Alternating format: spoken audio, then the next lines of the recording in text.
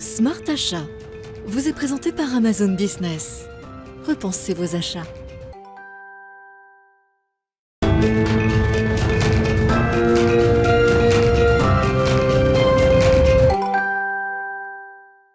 Bonjour à tous et bienvenue dans Smart Achat, émission spéciale de Bismart autour du monde merveilleux des achats. Alors qu'ils soient stratégiques ou non, les achats sont de plus en plus au cœur des enjeux des entreprises. Entreprises qui, sous la pression des consommateurs et sous la pression de la législation, doivent adapter leur stratégie pour mieux combiner éco-responsabilité et optimisation des coûts. C'est pas facile.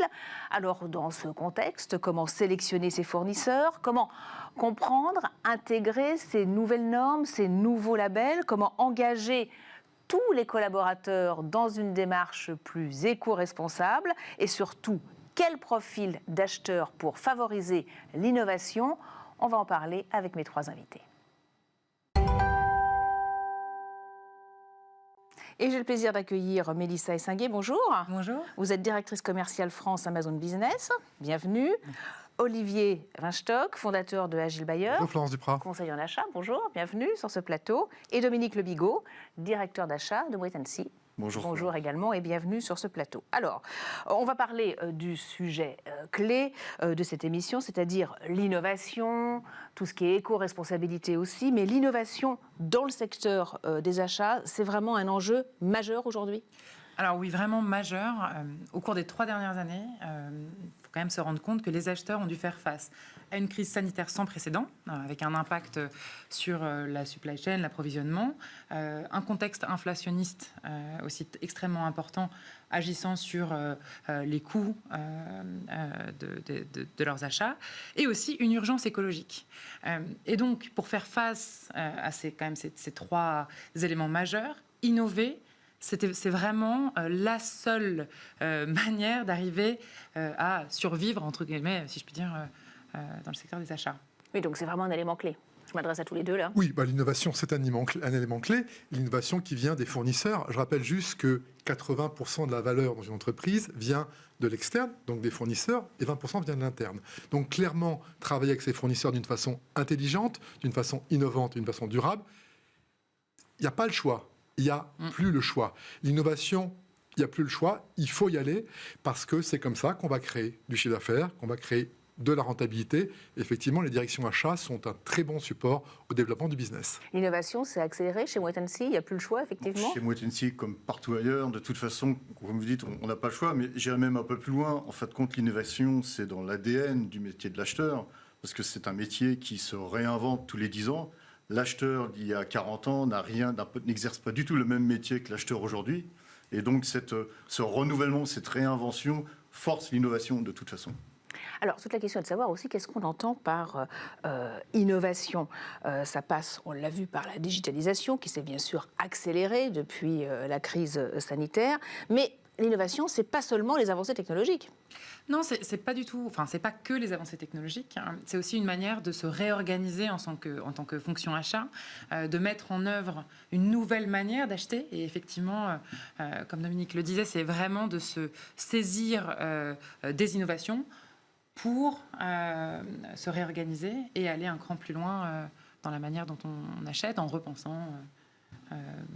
Voilà. Oui, on repense tout ce qui peut être autour de cette fonction achat. Exactement. Comment ça a été repensé, par exemple, chez Wait & See ? L'innovation, ça s'exprime beaucoup, encore plus aujourd'hui qu'hier, dans la digitalisation. On voit à quel point les technologies de la communication s'accélèrent. Et on est à l'aube d'une vraie révolution avec l'intelligence artificielle qui va forcer, une fois de plus, à projeter le métier de l'acheteur dans une nouvelle dimension. Une dimension où une grande partie des transactions du métier d'acheteur vont disparaître pour être faites de manière automatique. Donc la digitalisation, oui, elle est porteuse d'innovation. Dans l'étude qu'on a sortie avec le Conseil national des achats et Agile Buyer en début d'année, on a bien vu qu'effectivement, il y avait différents objectifs à la digitalisation. Simplifier les flux à faible valeur ajoutée. Le reporting, ça veut dire récupérer l'information sur ce qu'on fait d'une façon facile, rapide, et le partage des connaissances. La digitalisation, c'est un facteur d'accélération finalement entre les humains pour enlever des tâches à faible valeur ajoutée.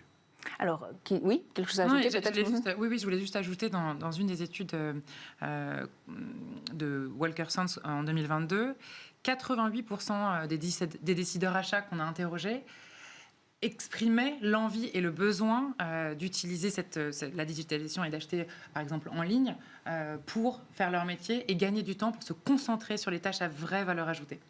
Alors, on parle beaucoup d'innovation, mais on est quand même dans un contexte inflationniste, contexte de hausse de prix. Est-ce que ça risque pas de ralentir cette innovation, justement? Il faut être extrêmement innovant pour réduire ou optimiser les coûts en contexte inflationniste. Et il faut être innovant, il faut savoir s'adapter, il faut être relativement agile. Prenons un exemple extrêmement clair. Le coût de l'énergie a beaucoup augmenté. Sauf que l'énergie, c'était quelque chose qui n'était pas tellement contrôlé. C'était une dépense qu'on fait a posteriori. Il y a des choses qu'on commande en amont, mais l'énergie, comme la téléphonie, on subit la dépense après. Et bien maintenant, il y a de nombreuses directions achats, de nombreuses entreprises qui ont réfléchi cette utilisation de l'énergie et qui ont fait qu'on va choisir d'acheter une machine A plutôt qu'une machine B parce qu'elle dépensera moins d'énergie et donc qu'elle aura un coût global plus faible. Donc clairement, les nouveaux challenges auxquels on fait face, qui sont multiples, entre, effectivement, vous l'aviez évoqué, le Covid, les problèmes de rupture, les problèmes d'inflation, ça oblige à se réinventer systématiquement. C'est un métier qui est absolument génial. Et puis, il y a aussi toute cette législation pour des achats plus responsables, pour l'éco-responsabilité, la pression des consommateurs aussi, qui implique de se réinventer. Tout à fait. De toute façon... il n'y a pas d'innovation sans inflation. Il faut toujours un catalyseur pour provoquer certaines transformations et le monde des achats n'échappe pas à cette règle.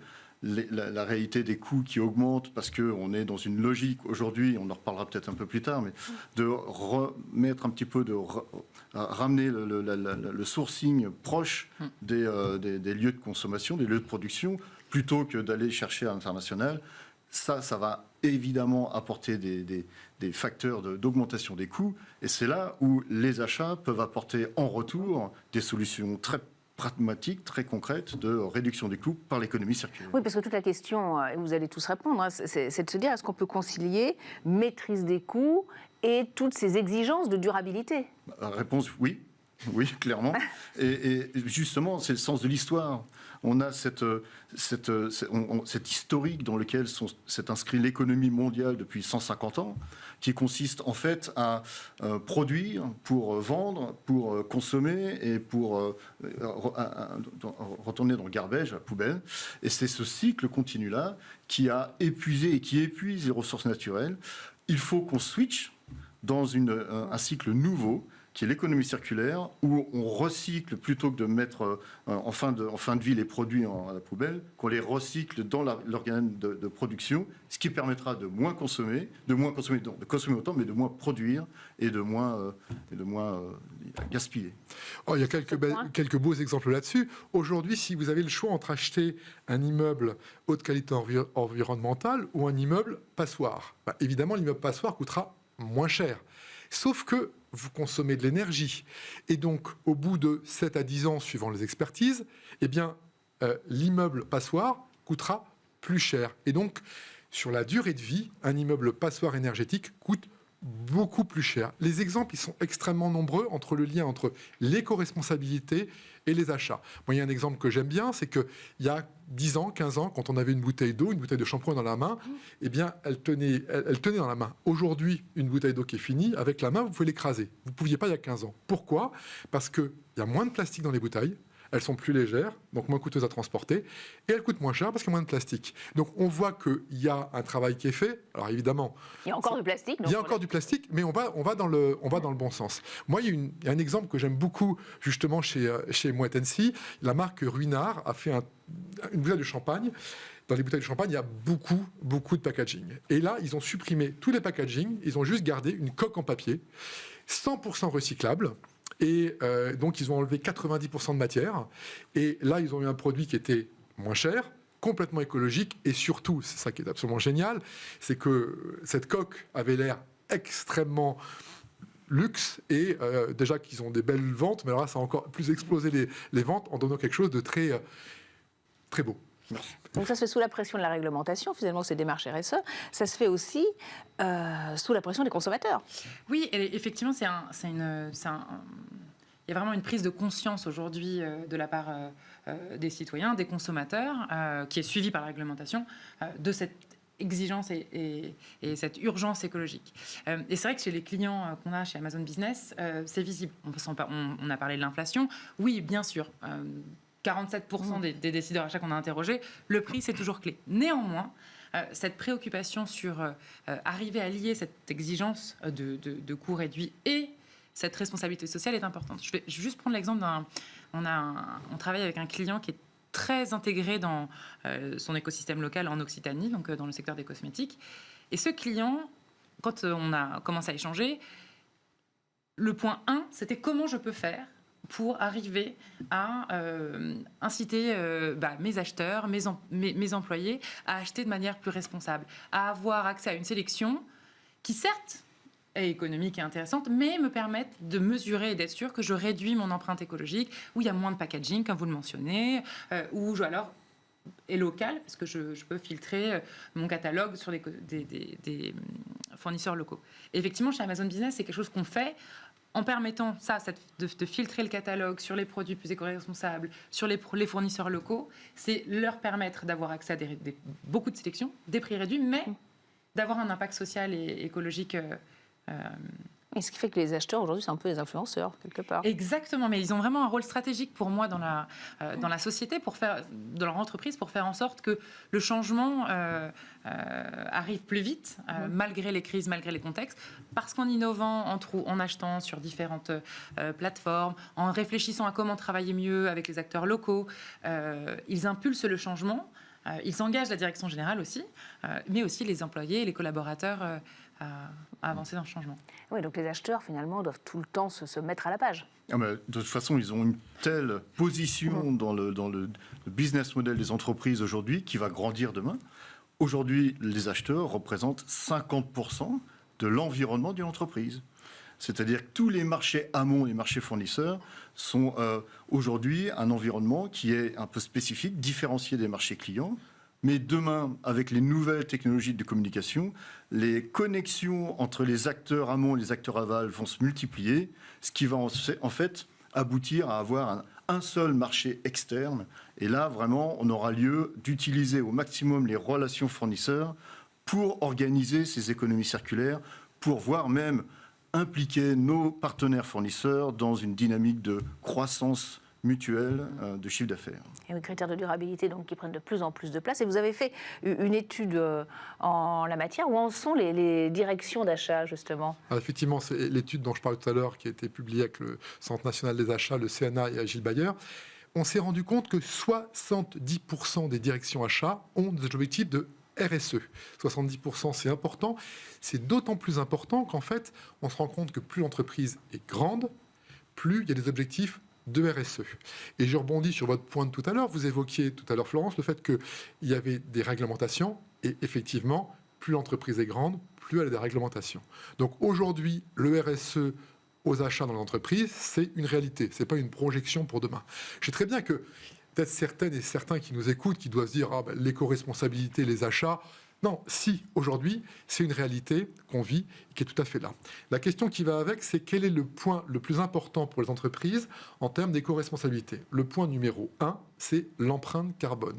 L'empreinte carbone, c'est le nouveau sujet qui est effectivement important. Et là, il y a une réglementation lourde qui pèse sur les entreprises. Alors justement, elles en sont où là? Elles mesurent vraiment leur empreinte carbone, les directions d'achat, ou ça ne concerne que les grandes entreprises? Alors en fait, sans rentrer dans la technique, il y a ce qu'on appelle le scope 1, scope 2, scope 3. Et scope 3, c'est les fournisseurs. Et donc grosso modo, le plus gros de l'empreinte carbone, c'est les fournisseurs. Et aujourd'hui, effectivement, beaucoup d'entreprises ont des plans d'action pour réduire l'empreinte carbone, mais elles ont toujours du mal à mesurer cette empreinte carbone parce que c'est complexe. Et c'est vraiment complexe de comprendre tout l'impact qu'on a du côté fournisseur. Oui, il faut vous acquiescer, c'est Tout quelque chose que vous vivez au quotidien. Il y a une vraie difficulté à avoir une mesure fiable, et pertinente et fine de l'empreinte carbone. Mais c'est là où moi je m'amuse à dire que l'objectif et l'enjeu n'est pas de définir la précision de l'empreinte carbone qui est mise par un scope 3, et Olivier a raison, d'une entreprise. L'enjeu, c'est de définir une base. Mais quelle que soit cette base, elle est plus ou moins précise, plus ou moins exacte. Mais c'est à partir de cette base de définir une dynamique de réduction de carbone, d'empreinte carbone au niveau international. C'est cette dynamique qui est intéressante, plus que la base de départ. Et nous, on est clairement, chez Moët & Cie, inscrits dans cette dynamique. Parce que vous êtes une grande entreprise, c'est peut-être moins vrai pour des entreprises plus petites comme des PME ou des ETI, je ne sais pas, oui. Moi, je pense que c'est vraiment une volonté globale, quelle que soit la taille de l'entreprise. Oui. Concrètement, chez Amazon, on clairement réduire et décarboner, ça fait partie de nos enjeux. Depuis 2019, avec le Climate Pledge, on s'est engagé à réduire notre empreinte carbone 10 ans avant les accords de Paris, donc d'ici 2040. Fort de ça, on s'est dit, mais comment on peut aider nos clients ? Et nos clients, c'est effectivement des grandes entreprises. Il y a 90% des entreprises du CAC 40 qui travaillent avec Amazon Business, mais il y a aussi beaucoup de petites entreprises. Et la problématique, elle est forte pour eux. Et c'est une vraie préoccupation. Et quand on arrive à, comme disait Dominique, à proposer une base de fournisseurs qui déjà ont eux-mêmes engagé des démarches, une envie de réduire la taille de leurs emballages, d'avoir une empreinte écologique réduite, on arrive à leur proposer cette base de fournisseurs. C'est déjà un moyen de les aider à mesurer aussi quelle est la part de mes achats qui est plus responsable, etc. Et ça, c'est des rapports que nous, en tout cas, on leur met à disposition. Quelque chose à ajouter sur ce point? Non. Ça repose beaucoup finalement sur la responsabilité des directions d'achat qui doivent un peu mettre la pression aussi sur les fournisseurs. Alors, je ne suis pas sûr que ça fonctionne avec de la pression. C'est de travailler Entre guillemets, enfin voilà, peut-être que ça peut se faire dans la collaboration et dans l'échange. Voilà. Mais bon. Aujourd'hui, je pense que tout le monde a compris que d'un côté, effectivement, la ménagère aime acheter des produits pour sa famille qui sont éco-responsables. Et puis aussi, il y a un donneur d'ordre très important, c'est l'État.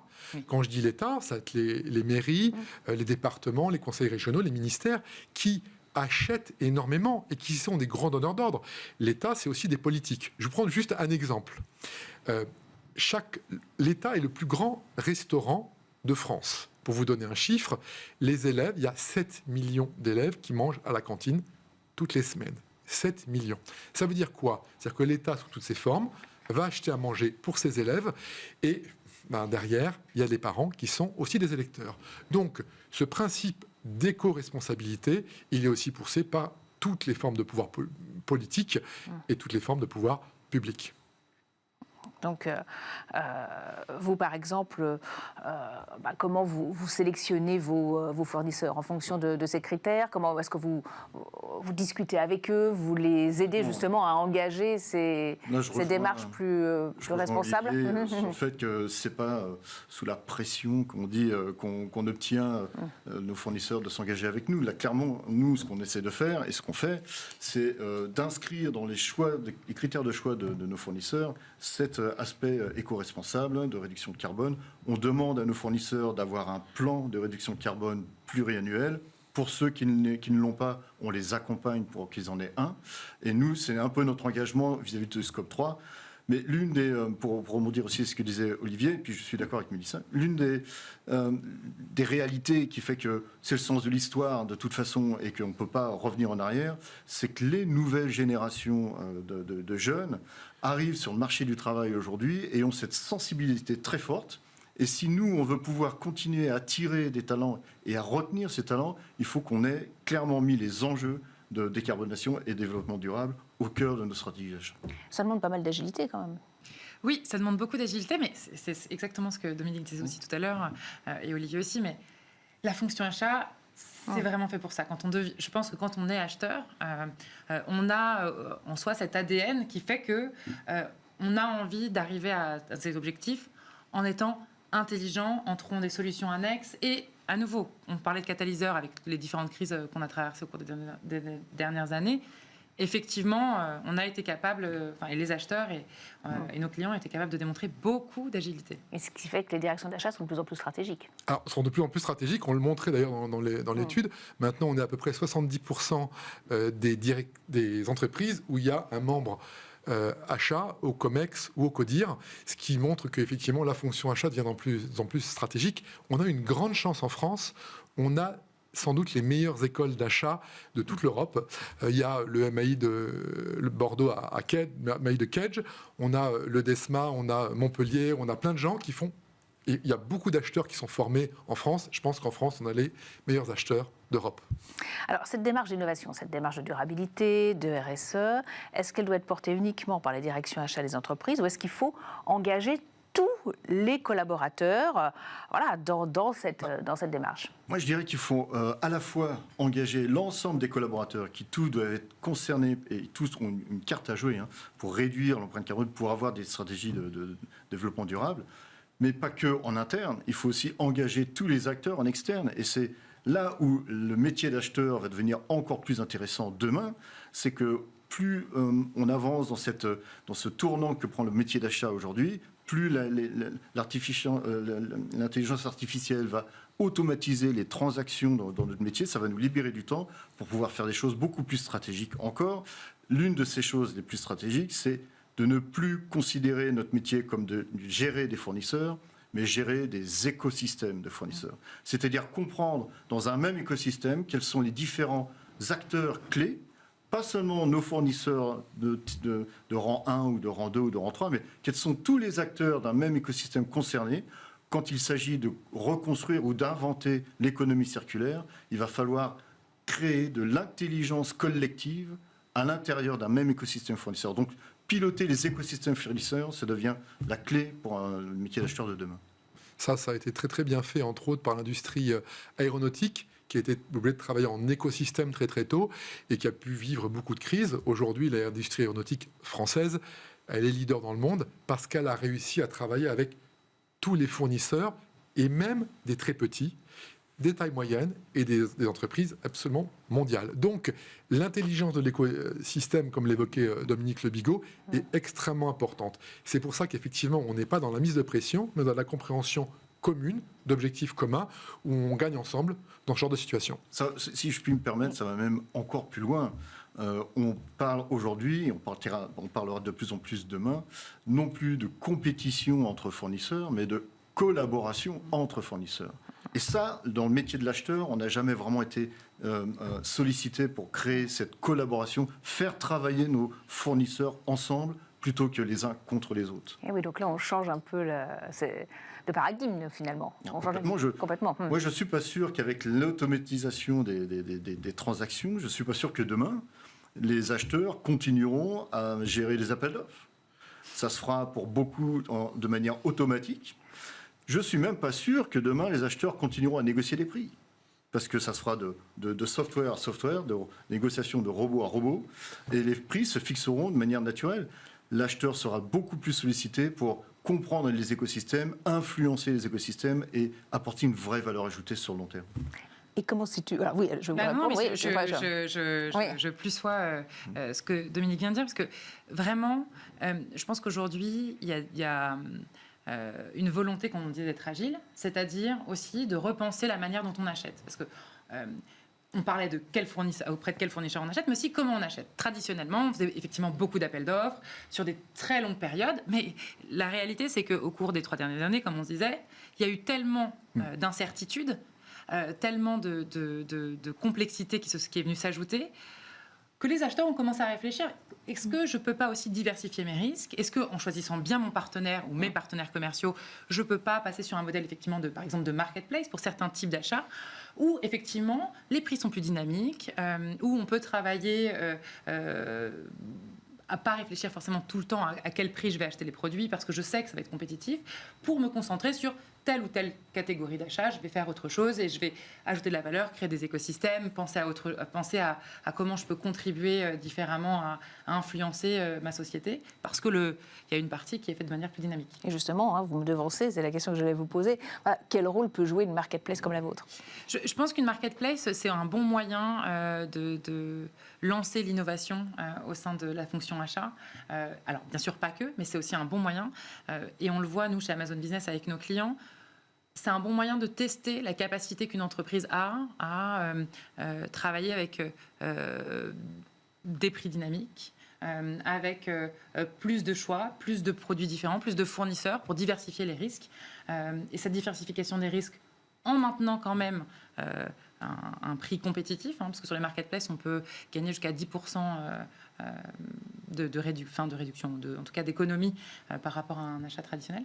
En fait, travailler sur les prix, la sélection et l'agilité avec des prix dynamiques, c'est vraiment un apport qu'on a chez Amazon Business. Mais est-ce que c'est accessible pour toutes les classes d'achat ou est-ce que c'est plus compliqué quand ça concerne par exemple des achats stratégiques? C'est une excellente question. C'est vrai que les achats de classe C, c'est un peu un business case assez classique, la marketplace. C'est simple, ça met en place. Mais c'est aussi un bon moyen de démarrer. Et ensuite, on est capable, chez Amazon Business, qui est vraiment une marketplace, de travailler sur des achats plus stratégiques parce qu'on est dans une dynamique de partenariat. Et c'est ce qu'on disait sur l'écosystème des fournisseurs. Bien choisir son partenaire, ça permet de tester des choses, de travailler d'abord sur des achats classés, puis ensuite des achats plus stratégiques, et de remonter la chaîne de valeur en fonction de ses besoins et de ses... Mais il faut aussi s'y retrouver parmi les milliers de références d'une plateforme généraliste. Effectivement, ça fait partie des éléments, mais c'est aussi pour ça que sur notre solution, on est capable de mettre en place des filtres sur les catalogues, comme on se le mentionnait tout à l'heure, sur comment on aide les entreprises à aller vers des produits plus éco-responsables, comment on aide à choisir les fournisseurs locaux. Il y a énormément de choix, mais il y a énormément de possibilités de restreindre en fonction des besoins des clients. Une réaction peut-être Juste, les marketplaces permettent aussi un contrôle, ça veut dire d'éviter les achats sauvages. Ce qu'on déteste le plus quand on est aux directions achats, c'est que quelqu'un achète sans que le direction achat soit impliqué. Donc les marketplaces permettent de mettre les choses sous contrôle. Et les auditeurs aiment bien aussi que les achats soient faits sous contrôle. Allez, une dernière question, dernier tour de table. Quel intérêt, pourquoi les entreprises doivent absolument s'engager dans une démarche d'innovation, une démarche de durabilité, d'éco-responsabilité pour leurs achats? C'est ce qu'on disait en préambule et c'est vrai que c'est une bonne conclusion. Pour répondre aux enjeux, aux différentes crises, à l'inflation, à l'urgence écologique, c'est essentiel de donner aux directions achats la possibilité d'innover pour répondre à ces enjeux. Olivier. Non, je dirais que tous ces mouvements, tous ces changements qu'on a sont quelque chose d'assez extraordinaire. Au départ, on pourrait les vivre d'une façon négative, mais on s'est rendu compte que les acheteurs étaient extrêmement heureux dans leur boulot. Dans l'étude, on voit que 82% sont ravis de leur boulot, alors qu'ils n'ont eu jamais autant de challenges. Donc, effectivement, en ce moment, la fonction, elle bouge, et c'est très, très sympa. Et on disait en préambule, il n'y a pas le choix, il faut y aller. Mais l'intérêt vraiment pour les entreprises, vous le mesurez, vous? Absolument. Et l'intérêt pour les entreprises de sensibiliser et de mettre leur fonction achat au premier plan dans ces stratégies de décarbonation et de développement durable, notamment dans la décarbonation, c'est que, soyons clairs, les achats, ça représente 80% de l'émission de carbone à travers le scope 3 et tous les fournisseurs. Donc c'est un passage obligé pour les entreprises à travers leurs achats de réduire leur empreinte carbone sur 80% de leur périmètre. Merci en tout cas à tous les trois d'avoir participé à ce débat. Voilà, on a bien compris que l'innovation dans les achats, c'est stratégique pour les entreprises, pour répondre aux attentes des consommateurs, mais aussi à ces exigences d'éco-responsabilité. Merci encore. Merci de nous avoir suivis et à très vite sur Bismart. Smart Achat vous a été présenté par Amazon Business. Repensez vos achats.